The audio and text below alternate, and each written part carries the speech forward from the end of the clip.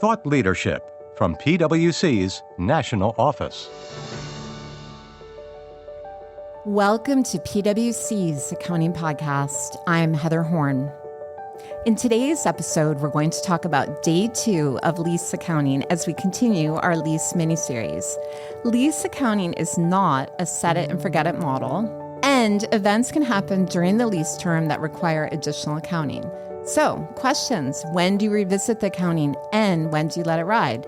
How is accounting impacted by remeasurement? Today, we'll talk about those questions and more. Events can happen during the lease term that require the lessee to remeasure the lease. And we're actually seeing some of these events more frequently lately, where companies are making changes to their plans for leased assets. A lot with real estate too. So like modifications, changes in lease terms, things like that.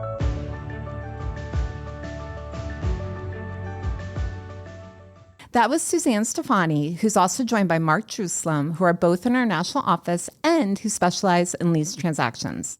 Having answered many questions on this topic over the years, there are plenty of great insights in this episode. So let's get started.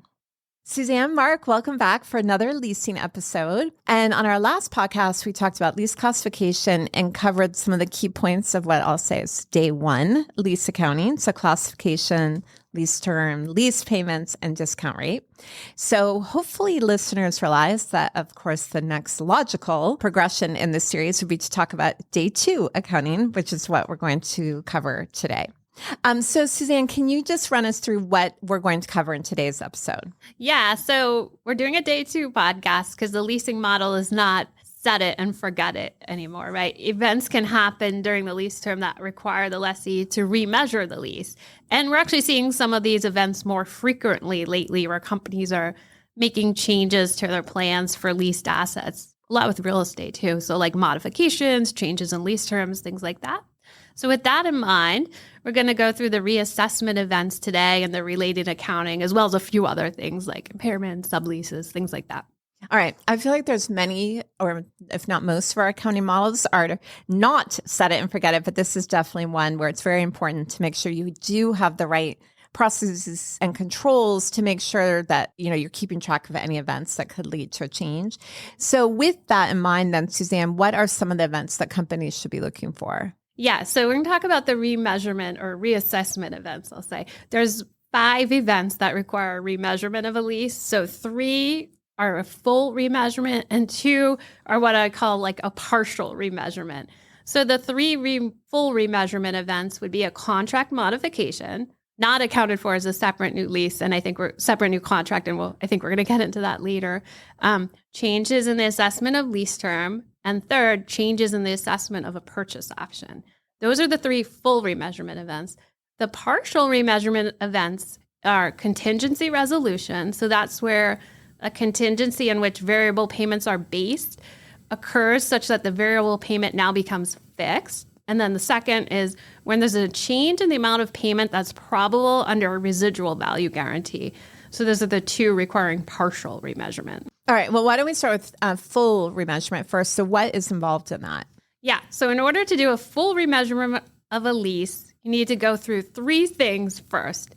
I'll call them steps. So step 1, does the contract still contain a lease? Now, this is only going to apply when we have a lease that's embedded in another contract and there's a modification to that contract. Just as an aside, if you're wondering what an embedded lease is, we're going to do another podcast on that. The next step, and this is for all of the 3 full remeasurement events, you're going to reallocate contract consideration between lease and non-lease components using updated consideration amounts. Now, important here, you need to update standalone selling prices at the remeasurement date to do this allocation. And that has to be done even when it's just a change like in lease term or purchase option assessment. So like even when the contract consideration doesn't change, you still have to reallocate based on that updated standalone selling price. So once you do that, then you're going to reevaluate lease classification. And I'm not going to go through all of the 5 points of classification. We did cover those in our last podcast, but I'm going to highlight just a couple that likely will be the ones that are like most impacted here. First one would be lease term test. So for the lease term test, the lease term might change now, right? You might have updated assumptions on extension or termination options. So it might be longer or shorter, or you might modify the lease term. For example, so you might have an updated lease term there, and you'd compare that to the economic life of the asset at the remeasurement date. Now, when you go to the lease payments test, so you're gonna have revised payments. So some payments might change for a variety of reasons, right? But you might have a modification that outright changes payments, might have a difference now because of how you reallocated lease and non-lease components, might have a change in lease term. So that might mean more or less payments. Even variable lease payments that depend on an index or a rate, like think about CPI-based payments, those need to be updated as well using the index or rate at the remeasurement date, even if that payment wasn't, modified or changed. Now, big one, discount rate. That has to be updated at the remeasurement date using facts and circumstances at that date. And then also fair value of the asset. You got to get an updated fair value of the asset at the remeasurement date as well. So requires a pretty, big update of assumptions there to do that classification. So, Suzanne, let me ask you a question about step 2. We were talking about reallocating contract consideration. Yeah. So you're reallocating between lease and non-lease elements. Uh-huh. Now, am I remembering correctly that there's a practical expedient that you don't have to separate this? Yes. Yeah. Sorry. Yeah, I should have said that. If you're a lessee and you take the election to not separate lease and non-lease components, then you can skip over that. Okay, and you wouldn't reconsider that as part of this?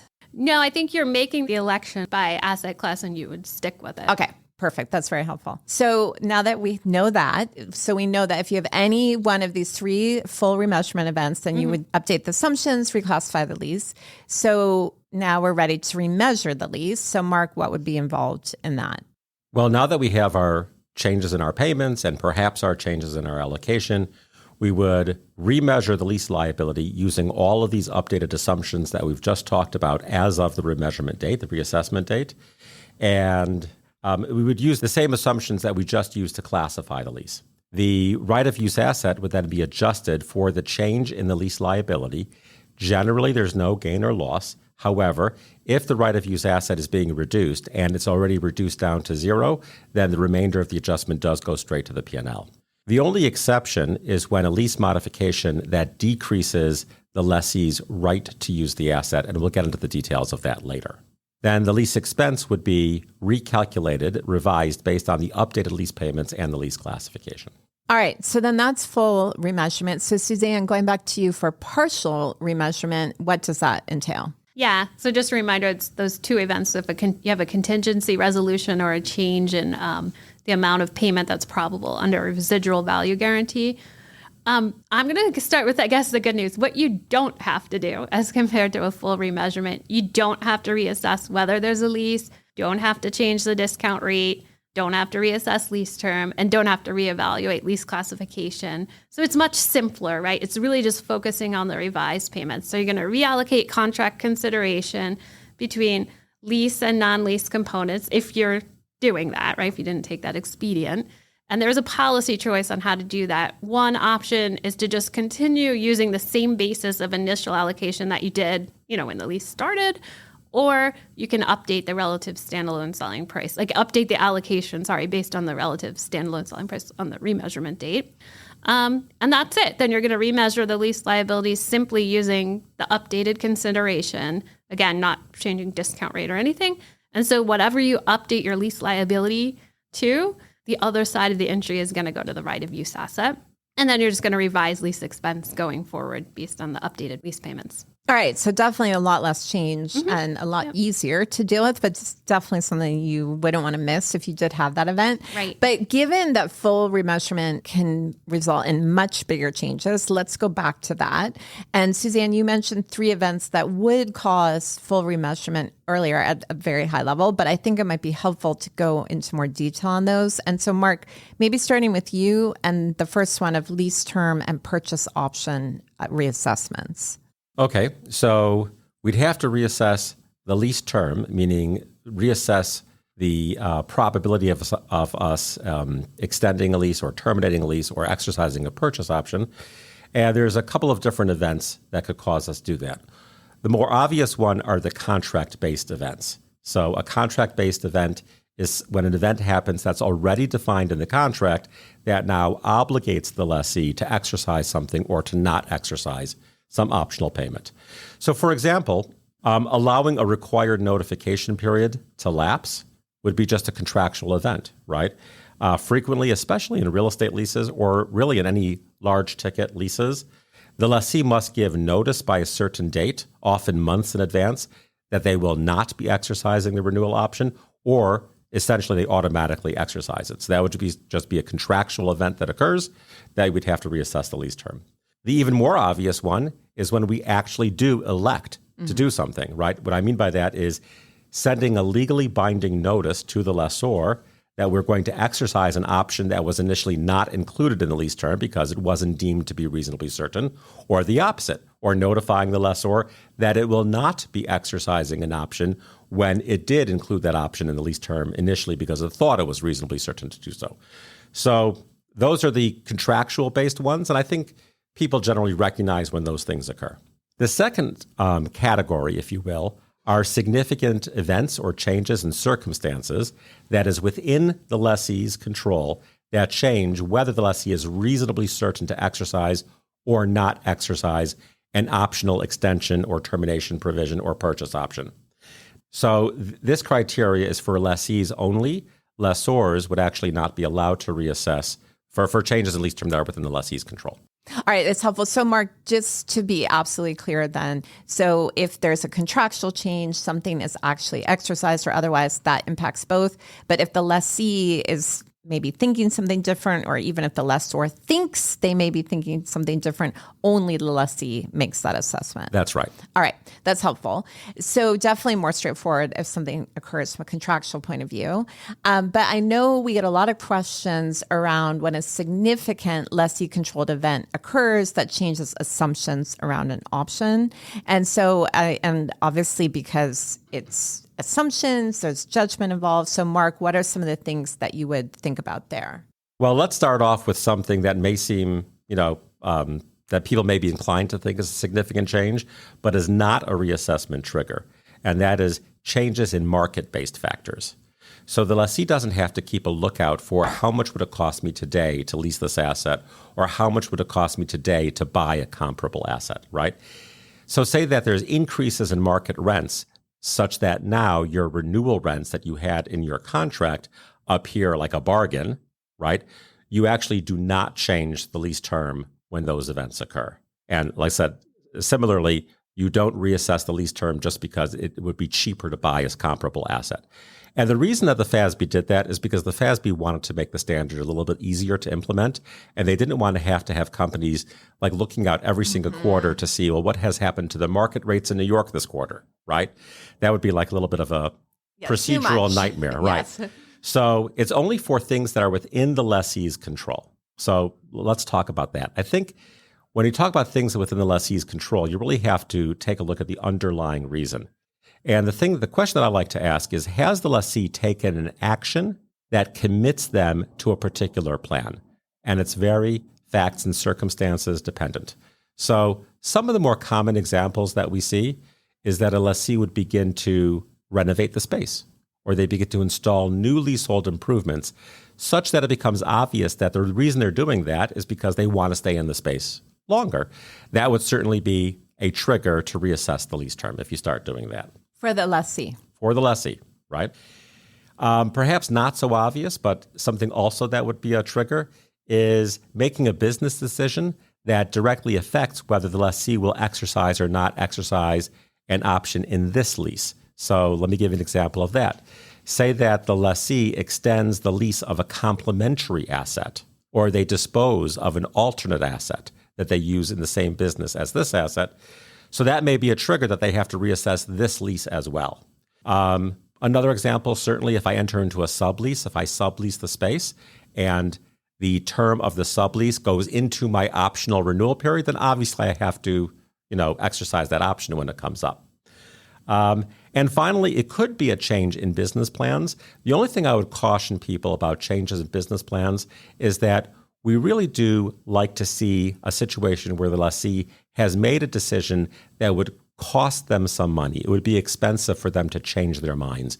Because the thing that we're concerned about is like management in some division just makes a business decision, and then a quarter later they decide, oh, let's not do that anymore, right? And it doesn't cost them anything to change their mind, then maybe that's too early to have a reassessment. All right, that's definitely helpful and definitely lots of judgment. So one of the other remeasurement events then that you mentioned, Suzanne, is lease modifications. And in some ways, that sounds a little like it overlaps with the contractual changes Mark was talking about, but I know it's different. So what can you share with this lease modifications? Yep. So let me clarify what I mean by lease modification here to kind of differentiate from just like exercising an option like Mark was talking about. So lease modification would be a negotiated contractual change between a lessee and lessor that either impacts the lease's scope, so like the amount of assets in the lease, or consideration, like the payments, right? So whether or not the modification is going to require a full remeasurement of the existing lease, like I was talking about earlier, depends on if the modification is considered a separate new lease or not. So when is it considered a separate new lease? Well, first of all, it's not form driven. It's not about like, oh, this modification's on a different piece of paper or a separate contract. It's a separate new lease. It's not that. And that's pretty common in accounting. So the leases guidance gives two specific conditions to have that modification be considered a separate new lease. One, the lessee has to get the right to use an additional asset that wasn't in the original lease. So they might get a new floor of a building or an additional piece of equipment. They have to get another asset. And I just want to clarify because it comes up a lot. Lease term increase is not an additional right of use asset since you just have more time with the same asset. Now, second, so you need that additional asset. And then second, the lease payments have to increase commensurate with the standalone price for that additional asset. So the guidance is really trying to capture situations here where it appears that the change in the rents for that additional asset was not at all affected by what the lessor is getting already from the existing lease. So that's the separate new lease. So if you have those two conditions, separate new lease, if not anything else, it's considered just kind of a continuation or modification of the existing lease. So like a couple examples would be any changes in lease term, increase, decrease, any changes in payment amount or timing, or even a reduction in the amount of assets you're leasing or leased space. Those would all just be considered other changes, not a separate new lease. And so, Suzanne, then if we're thinking of the difference in accounting between that separate new lease and the modification, what are the key differences there then? Yeah, so the key difference is if you have a separate new lease, the accounting for the existing lease that's already on the balance sheet is not impacted at all, right? We just put on a new lease liability and right of use asset completely separate from the existing one we already have on the books. But if you have any other modification, so not a separate new lease, it's really looked at as a continuation of the existing lease. So it's going to require a full remeasurement of the existing lease based on the modified terms, right? Or, whatever changed there. So like I said earlier, full remeasurement, I covered that before, and it's remeasured on the effective date of the modification. So that's going to be the date that the modification is approved by both the lessee and lessor. All right. And so then I know one of the types of lease modifications that we're seeing a lot of is lease terminations. And that might be because people are downsizing or they're changing their business plan or lots of things related to the economy. So they're negotiating with the lessor to either reduce the amount of space they're leasing or to reduce the term. So in that case, Mark, how would you think about that? Well, once again, I guess the simpler example, though less common, is what I would refer to as a full termination, right? So a full termination is a situation where the lessee is no longer controlling the leased asset or any other leases that were papered in the same agreement as the leased asset you're giving up, right? In other words, a full termination is something that you surrender immediately. And just practically speaking, that happens more commonly with equipment than it would with real estate. But it could happen with either, potentially. Okay. And when you have a full termination, then you would de-recognize all the assets associated with the lease and all the liabilities associated with the lease. And if there's any remaining amounts, you'd have a gain or loss. All right. But so obviously, often, especially with real estate, it's not like you're just like, okay, today I'm giving this back. There's normally some negotiation to shorten the term. And so how would you think about that if, let's say, I agree now that I'm going to shorten, the term and have the lease end early? Right. So any situation where the lessee doesn't give the asset back immediately is, to your point, it's simply not a full termination. I guess we could lump those all together and call them partial terminations, right? Or shortening the lease. When this occurs, there would be a full remeasurement event, as we've described above, have to go through all the steps that Suzanne described. And one thing I want to talk to people about is even if the parties negotiate to pay a one-time fee for this, what they're calling a termination, that one-time fee would be expensed prospectively over the remainder of the shorter lease term. So another example of a partial termination is when you're canceling only part of a lease. And so say the lessee was leasing 5 floors in an office building and negotiated a modification to vacate 2 of the floors early. So the lessee, on the surface would seem to be terminating the lease of 2 floors, but the lease of all 5 floors was initially in a single contract. So, what often happens is both lessees and lessors see this as a termination of 2 floors. They think they should just reduce the lease liability by, removing 40% in that example of the future payments for 2 out of 5 floors and taking the adjustment through the right of use asset. And if there's a termination penalty for those floors, there's an inclination to expense it when it's signed or perhaps to recognize it only over the shorter lease, but it's not so simple. And I know we've talked about this a number of times, but we continue to get many questions on this. And because the contract is still ongoing, it is simply not an immediate termination. It's a modification of the contract. It's a full remeasurement event. And since the lease is continuing, any fees to modify the contract would be recognized over the remaining leases. So again, typically for real estate leases, as we've just talked about, the lessee usually remains in the space for some time after the modification is negotiated. And if that's the case, there are several leases here. There's the lease of 2 floors for a shorter period. There's the lease of the other 3 floors for the original longer period.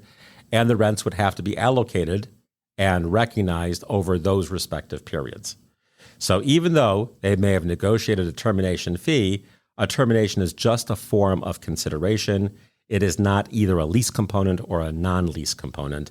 And it's just part of the consideration, and it's not accounted for immediately, but over the respective lease term.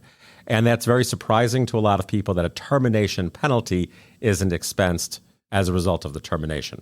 I know, sort of smiling here at Mark, because I feel like we say it's a surprise to many. And I think I can think of at least like 5 times on either this podcast or the webcast. We've talked about this, and yet people are still not remembering. So maybe it's like all bold letters that it is not. And if I may, I think that one of the reasons it's such a surprise is because economically, it really is a termination. And we all recognize that. This doesn't really reflect the economics. It's just what the rules say. Yeah, I think that's a good point, Mark. And I do think it's probably intended to make sure, in some ways, to make things easier for people. But in any event, Yes. It's definitely something people just need to know and understand. But Suzanne, let me go back to something else you referenced, which would be subleasing the space. So what's the model if you do decide instead of terminating or shortening the term that you instead sublease? Yeah. So the first thing, if you've got lease space and you're going to sublease it out, the first thing is to the lessee would determine if they're relieved of their primary obligation under the original lease. So that's called the head lease, like when you're not talking about a sublease. Now, this is usually not the case. This usually doesn't happen, right? It would only happen if the lessee's name in the lease is contractually replaced with someone else's name. And if you had that would be a lease termination. But again, like not the norm there. What normally happens is the lessee is not relieved of its primary obligation under the head lease. So if the lessee is not relieved of their primary obligation under the head lease, the lessee will just continue to account for their original lease, and then they're going to separately account for the sublease. So let's talk about the sublease now. So if you enter into a sublease as a lessee, you're going to be actually applying the lessor guidance, and you're going to classify and account for that sublease like you're the lessor. Classification considerations to think about here. You're going to use all the classification points that we talked about in our earlier Leases podcast. So I'm not going to go through all of them again, but we'll talk about a few areas where we kind of get questions on subleases. One is the lease payments test. For the lease payments test, that's again, if the present value of the lease payments equals or exceeds substantially all of the fair value of the asset. So what asset do you use, right? When you're thinking about the fair value of the asset, you might think you compare the sublease rents to the fair value of the right of use asset, for that space, but you don't. You actually compare the sublease rents, or the present value of the sublease rents, to the fair value of that underlying asset. So if the sublease is for a building, you use the full fair value of that building. Now, on the discount rate, It's basically the same model you'd use for any lease. So you'd use the rate implicit in the lease, if known, and this might be the case when the terms of the head lease and sublease are for the same term. But if not, you would use the discount rate that was originally used to account for the head lease. All right. And I know that the chapter 3 of the lease guide has more detail on how, as a lessor, which again, you said would be the case here for the original lessee, should classify and account for their leases, whether it's operating, sales type, or direct finance. But I think the more common example we see is where these subleases are operating. So in that case, Suzanne, what is the accounting? Yeah, so for an operating sublease, again, you're the lessor here, the sublease income would simply be recognized straight line over the sublease term. The head lease accounting is generally going to remain unchanged, but there are some reassessment and impairment considerations to think about here. So Mark mentioned the reassessment one. You know, if you enter into a sublease and it's longer than the lease term that you're using for your head lease, because maybe you said you weren't reasonably certain to exercise an extension option, this would be one of those situations where you'd have to reassess. All right. So, Suzanne, let's hold off for a moment on impairment. Okay. But I know one of the main questions that you get on subleases is around the P&L presentation, and specifically if that income should be net against the head lease expense. So how do you think about that? Yeah, I think this is probably the number one question we get on subleases. So if you look at the leases guidance, it requires disclosure of gross sublease income separate from the head lease expense. But there's actually no explicit guidance that addresses where it goes in the income statement. So of course, gross presentation, always acceptable. So that means you'd have sublease income on one line and then head lease expense would be on a separate line, wherever you put that. Always acceptable. Now net presentation, because that's what a lot of companies want to do. So that's when you would have your head lease expense line, but it would be reduced for the sublease income. So we wouldn't object to that for companies where subleasing is not their significant business activity, right? If you have a company that's subleasing, they're really just doing it to kind of recoup some cash for a space they're not using, and it's not really part of their ongoing business, then that would be fine to net. All right. So definitely depends then on the facts and circumstances, which I feel like is a fairly safe answer for almost everything in accounting. But then also, Suzanne, you mentioned impairment of the ROU asset and that a sublease could impact that. So how does that work? Yeah. So just to kind of level set. So the right of use asset impairment, and we've talked about this before, but it's just like any other fixed asset, like PP&E. It's subject to the impairment guidance in 360. And it's usually part of a broader asset group, the ROU asset. So if you're looking at the 360 guidance, any significant or adverse changes in the extent or manner in which an asset group is being used is an impairment indicator. So why I bring this up for subleasing, when a lessee contemplates subleasing an asset, that could be an indicator that the asset group is impaired. You know, it really depends on the nature and magnitude of the lease to that overall asset group, if it's a large portion of it or not. All right. So definitely, again, you have to look at the nature and magnitude. And normally it's part of this broader asset group rather than on a standalone basis. So then if you have an impairment just related to that lease, it seems like then it could actually wind up being shielded from actually recording something by the other assets in the group. But so how do you think about just the change in the lease in the context of a broader asset group? Yeah. So sometimes asset groups are reassessed, right? And so it's something to think about when you have a sublease, because asset groups are reassessed when there's a change in facts and circumstances and the interdependence of cash flows in the asset group. So this might be necessary if the lessee subleases all or part of an underlying asset. So if I could just give a quick example. So if a lessee has, let's say, 3 manufacturing facilities and they all make widgets, right? The manufacturing facilities, they're all in the same asset group because they all do the same thing. If a company decides it no longer needs one of the facilities for production, so they decide to sublease it, they actually go ahead and sublease it. Since the cash flows from the sublease are now, they're no longer dependent on the widget manufacturing, the lessee might determine that the facility should no longer be in that widget asset group, but should be in its own, separate asset group. Now, I just want to clarify. In that example, the lessee, I'm saying they actually sublease the space. If we just have a decision to sublease or even a plan to abandon, that might not in isolation cause reassessment of the asset group. particularly if the lessee is continuing to use that asset in substantially the same manner for some period after it makes that decision. Because the level of identifiable cash flows haven't materially changed yet. So it's just something to keep an eye on. All right. And obviously, ROU, potential asset impairment, broader asset impairment is much more complicated than just that little snippet. That's all I'm qualified to say. All right. Well, we have some other episodes where we talk about impairment more, or definitely for our listeners, check out Chapter 5 of the PP&E Guide. But let's assume, fast forward, we just got through and there is an impairment of the asset group and that the ROU asset is impaired. How does that impact then, Mark, the lease accounting? So the impairment charge would only impact the right of use asset. It would not impact the value of the recorded lease liability absent actually modifying your lease or having new terms or reassessment of an option to renew. So again, there could be operating leases, there could be finance leases. Let's talk about the more common case with operating leases. So once the right of use asset in an operating lease has been impaired, the lease expense will no longer be recognized on a straight line basis. So what the lessee would do is they would continue to amortize the lease liability using the same effective interest method that they did before the impairment charge. But the right of use asset, if you recall, in an ordinary operating lease, the right of use asset is the amortization of the right of use asset is an ever-changing amount such that the total expense is always going to be on a straight line basis.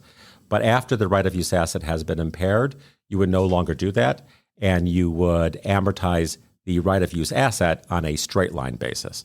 So the impact of this is that your lease expense is actually going to be different each period because the asset amortization will be straight line, but the interest will be an ever-changing amount. Okay. Now, that is actually the accounting that you would normally have for a finance lease, but I just want to point out that this is still an operating lease, and all of the disclosure requirements and the presentation requirements associated with an operating lease would continue. And so, for example, after a right of use asset has been impaired, even though the expense recognition is a little bit different, it's still called a single lease expense in the P&L, and it's not broken down into its interest and amortization. So that's an operating lease. In a finance lease, all that's really happening is you're calculating a new amortization expense because the amount of the asset has been reduced. All right. So a little more straightforward. But then, Mark, let me ask you a question, because I think where we get a lot of questions, and I think sort of almost troubles people sometimes, is this idea that I stopped using my asset, but there isn't an impairment. Maybe it's protected by other assets in the asset group. So is there any changes that I need to make to my accounting, either the right of use asset or maybe the useful life? So that's going to depend a little bit on whether the asset is truly abandoned, right? And what we find is that a right of use asset is generally not abandoned.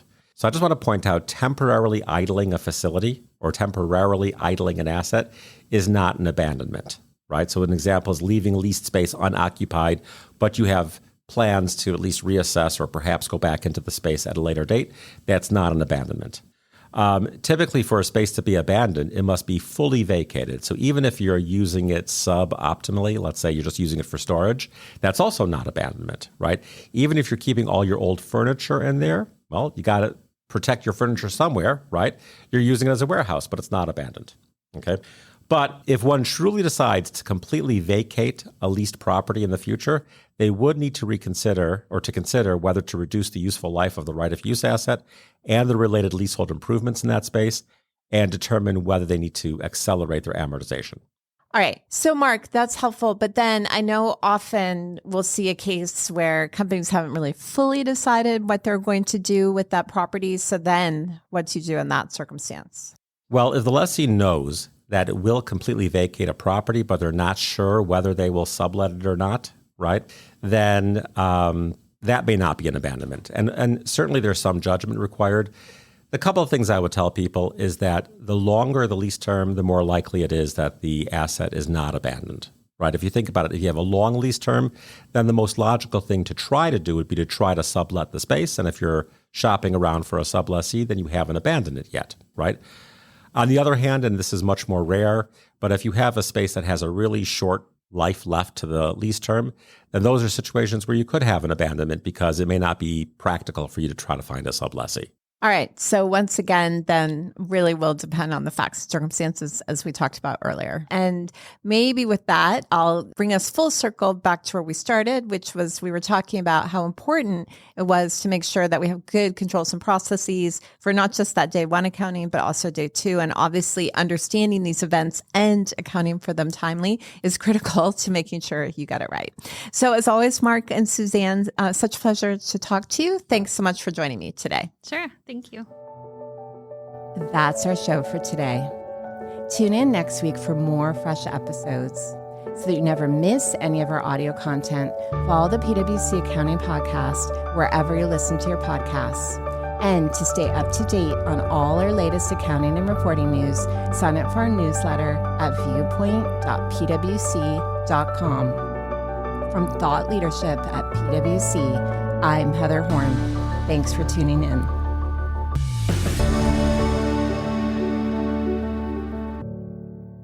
This podcast is brought to you by PwC, all rights reserved.